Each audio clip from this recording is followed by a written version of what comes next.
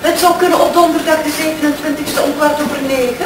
Of maandag de 31e om 5:30. Maandag komt u beter uit? Prachtig, ik schrijf op, mevrouw Gosselin.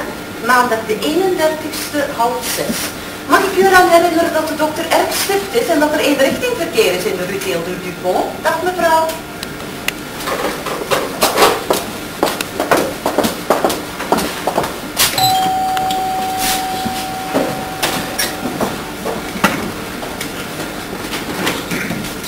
Goedemorgen mevrouw. Een toffee!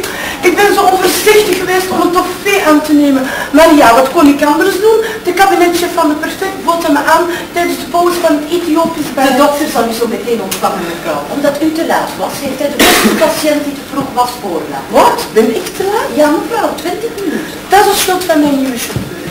Het uniform staat niet keurig, maar in het verkeer is hij erg onhandig. Ik zei hem nog zo van de kleine wagen te nemen, maar meneer wou beslist met de grote. Het spijt Het zal de dokter meer spijten dat hij u moet laten wachten mevrouw. Wilt u hier zo lang plaatsnemen?